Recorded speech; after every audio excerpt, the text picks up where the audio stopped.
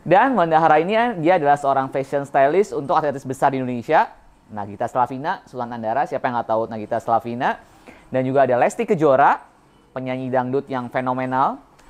Ada juga Angga Yunanda, ada Jeffrey Nicole, terus juga ada Lyodra, dan masih banyak nama-nama artis besar lainnya.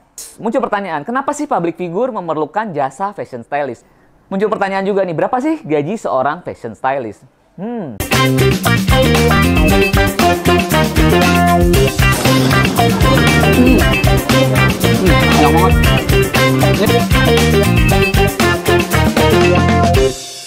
Oke, masih bersama gue Rizky Bris, yang pastinya di Monolog with me Rizky Bris. Yang pastinya gue akan selalu memberikan edukasi tentang dunia entertainment maupun dunia di belakang layarnya. Seperti yang kita sama-sama tahu, sekarang lagi rame banget. Adanya kemarin-kemarin ini lagi ada satu acara pengajian yang dipimpin oleh Ustadz Hanan Attaqi, di mana pengajian itu banyak dihadiri oleh geng-geng cendol, geng-geng sosialita, di mana ada Nagita Slavina, ada Syahnas, dan juga beberapa artis-artis lainnya. Dan yang bikin viral adalah muncul seseorang yang katanya adalah seorang pria. Ya, dia adalah seorang fashion stylist ternama di Indonesia, yaitu Wanda Hara, yang punya nama asli Irwansyah, di mana beliau juga sudah mengakui di akun sosial media pribadi dirinya dan sudah meminta maaf kenapa kejadian tersebut bisa terjadi. Oke, di kali ini gue akan membahas tentang kasusnya, tapi gue akan membahas tentang fashion stylist itu sendiri. Dimana fashion stylist itu apa, job desk itu apa, kenapa harus disebut fashion stylist. Oke, sebelumnya mungkin gue akan membahas sedikit tentang biografi seorang Wanda Hara dulu. Wanda Hara kita sama-sama tahu, dia punya nama asli Irwansyah. Dia adalah seorang fashion stylist yang kalau kita search di Google, pencariannya muncul di teratas, di nomor 1, karena dia banyak punya teman-teman geng sosialita atau yang nama dengan geng cendol. Di mana dia mengawali karirnya sebagai seorang makeup artist, yang dia adalah seorang lulusan SMA dari SMA 28 Jakarta, dan dia tidak melanjutkan kuliah, tapi dia menjadi seorang makeup artist. Kenapa dia menjadi fashion stylist? Karena waktu itu dia ditawari oleh seorang artis yang bernama Titi Kamal. Kita sama-sama tahu lah Titi Kamal, satu artis Indonesia ternama. Dan Wanda Hara ini dia adalah seorang fashion stylist untuk artis besar di Indonesia. Nagita Slavina, Sultan Andara, siapa yang nggak tahu Nagita Slavina. Dan juga ada Lesti Kejora, penyanyi dangdut yang fenomenal. Ada juga Angga Yunanda, ada Jeffrey Nicole, terus juga ada Lyodra, dan masih banyak nama-nama artis besar lainnya. Oke, sekarang di sini gue akan menjelaskan tentang apa sih itu fashion stylist. Oke, fashion stylist mungkin kalau kita zaman dulu kita mungkin lebih mengenal taunya adalah desainer ya. Tapi sebenarnya kalau fashion stylist ini adalah orang yang benar-benar bertanggung jawab untuk menciptakan penampilan seorang artis, seorang public figure ketika dia muncul di depan kamera. Jadi dia bukan beda ya sama desainer ya. Dimana fashion stylist ini dia bertanggung jawab terhadap penampilan si model atau si artis tersebut. Mulai dari wardrobe-nya, dari kalungnya, aksesoris, segala macam. Pokoknya yang dikenakan oleh seorang artis yang dia akan menyesuaikan dengan tema acaranya atau tema pemotretannya atau tema brandnya. Itu semua tanggung jawab fashion stylist. Jadi ibaratnya mungkin kalau bisa diselaraskan, jadi sekarang masih banyak salah kaprah nih. Masih orang berpikir fashion stylist itu sama dengan desainer. Padahal beda. Di mana fashion stylist ini dia bertanggung jawab terhadap seluruh penampilan si artis. Jadi dia berhubungan dengan desainer, buat kira-kira kostum apa sih yang cocok. Misal modelnya si fashion stylist ini Nagita Slavina, dia pemotretan buat suatu brand A misalnya. Warna apa sih si brand A tersebut?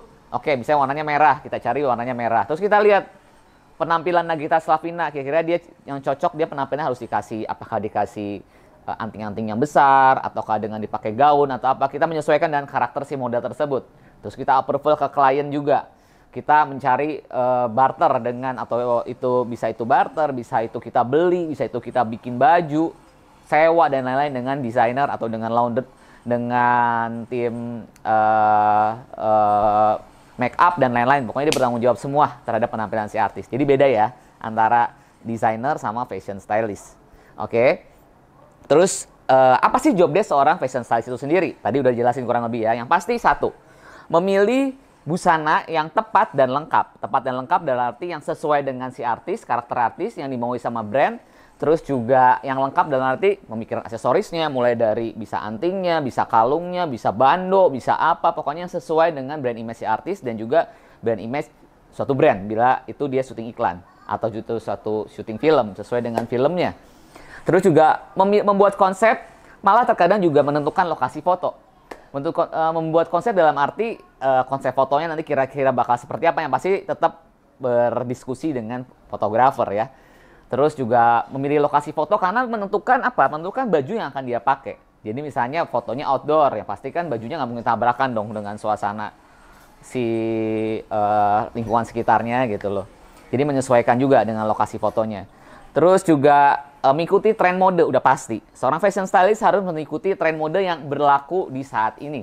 Jadi nggak bisa yang ketinggalan zaman. Jadi harus selalu lihat apa sih yang lagi trennya sekarang.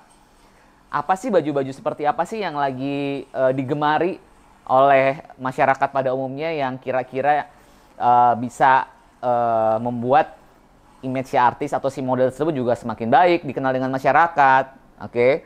Terus juga mengatur jalannya sesi pemotretan. Seorang fashion stylist, dia bertanggung jawab juga terhadap sesi pemotretan. Jadi bukan hanya fotografer saja, karena apa? Fashion stylist itu dia berhubungan dengan makeup artist. Jadi dia menentukan ketika makeupnya luntur atau makeupnya nggak cocok, dia harus bertanggung jawab dengan si makeup artist. Ketika misalnya misalnya foto di suatu tempat tertentu yang kira-kira nggak cocok, dia pakai kalung atau apa, dia harus lepas, dia ganti kalungnya harus seperti apa. Dia bertanggung jawab semua terhadap style si artis tersebut. Oke. Terus juga membangun jaringan, udah pasti. Seorang fashion stylist dia harus mempunyai jaringan yang bagus. Job desk dalam arti apa? Dia harus kenal desainer, dia harus kenal sama laundry mungkin yang buat nanti di mana bajunya akan dicuci. Terus dia harus kenal dengan beberapa orang-orang yang dengan brand-brand aksesoris.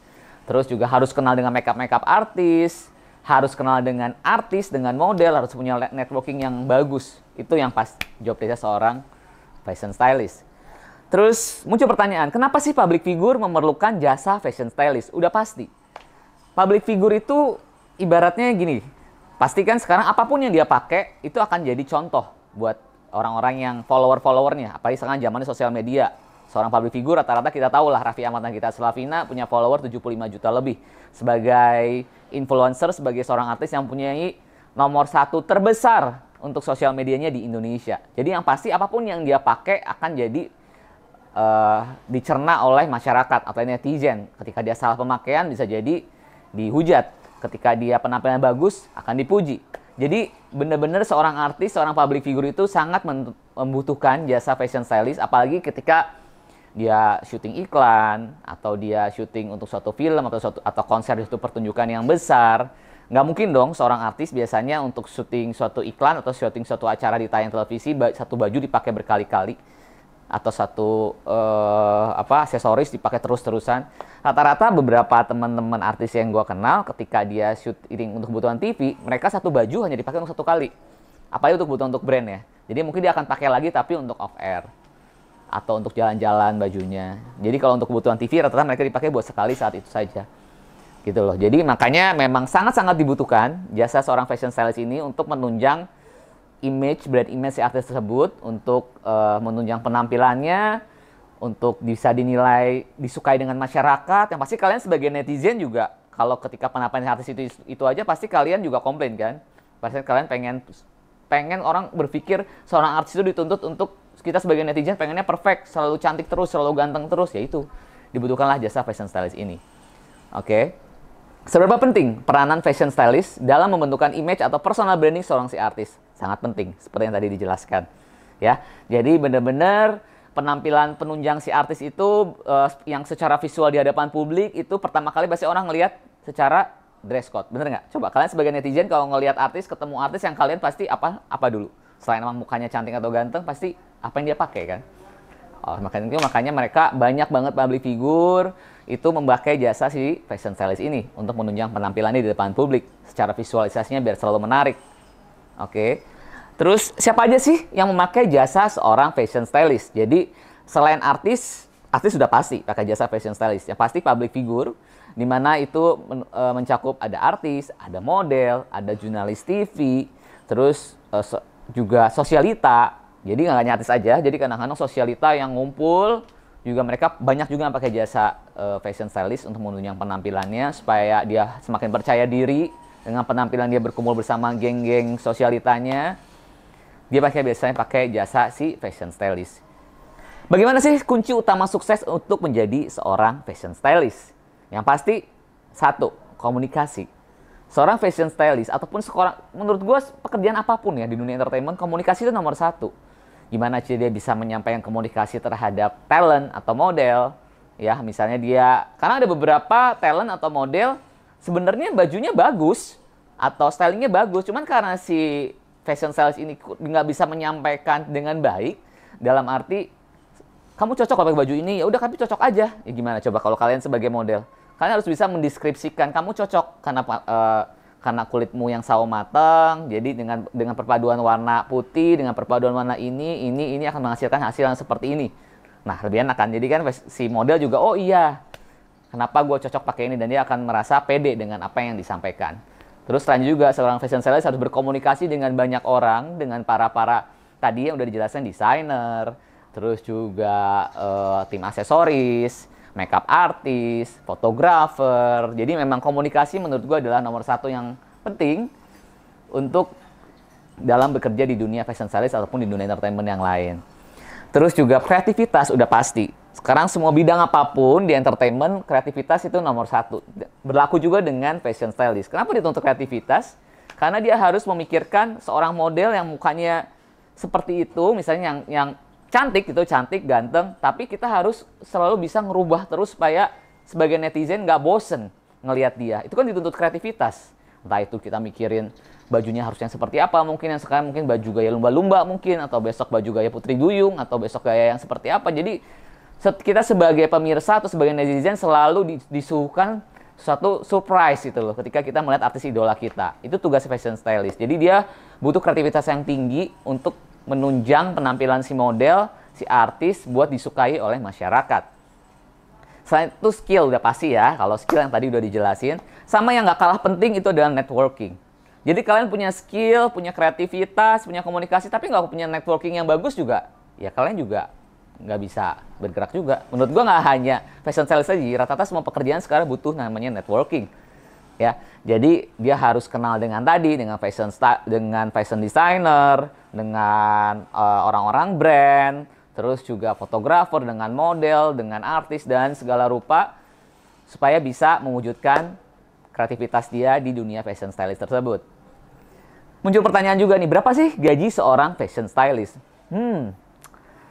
Sebenarnya kalau untuk masalah gaji, kebetulan gue di Bliss Entertainment ini sendiri juga pernah bekerja sama dengan fashion stylist untuk kebutuhan produksi gue, entah itu photoshoot, entah itu kita produksi kemarin beberapa iklan, filler, dan lain-lain.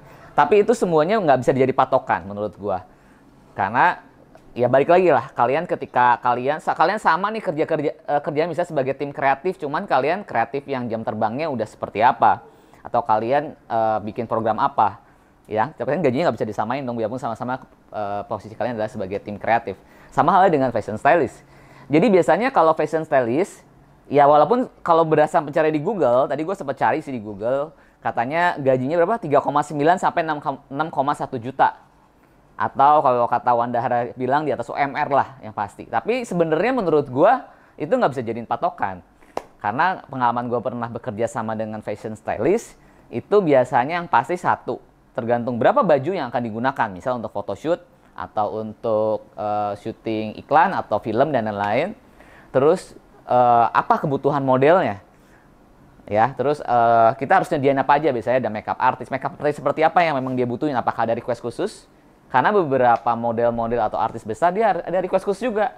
Gue butuh makeup artisnya si Anu, si ini yang notabene ya makeup artisnya udah mahal banget, jadi nggak mungkin. Itu kan biasanya dia beli sepaket tuh. Ada kita kasih package-nya biasanya dari si fashion stylist. Atau dia pengen desainer yang si Anu. Wah, desainer ini juga mahal juga. Jadi itu ya nggak bisa disamakan gitu loh. Dan otomatis juga kita sebagai jasa fashion stylist-nya juga kita ketika menangani sesuatu yang lebih rumit, udah pasti kita secara harga juga akan lebih mahal. Masuk akal kan? Jadi sebenarnya menurut gua kalau ditanya berapa gaji seorang fashion stylist, itu tergantung dari SOW-nya, scope of work-nya. Ya. Tapi kalau berdasarkan gue pencarian di Google, katanya 3,9 sampai 6,1 juta. Tapi sih, pengalaman gue pernah hire fashion stylist sih gak segitu sih. Jangan ya, pokoknya balik lagi sesuai dengan scope of work-nya. Kira-kira seperti itu ya. Oke. Kira-kira seperti itu untuk penjelasan konten kita untuk monolog kali ini tentang fashion stylist. Kalau kalian ada pertanyaan, kalian bisa tulis di kolom komentar. Atau kalian juga boleh kasih ide ke kita, apalagi sih yang mau dibahas buat di konten gua, buat di konten kita di Monolog with me Rizky Breeze tentang edukasi entertainment pastinya dunia di belakang layar. Kalian bisa nonton semua konten-konten kita.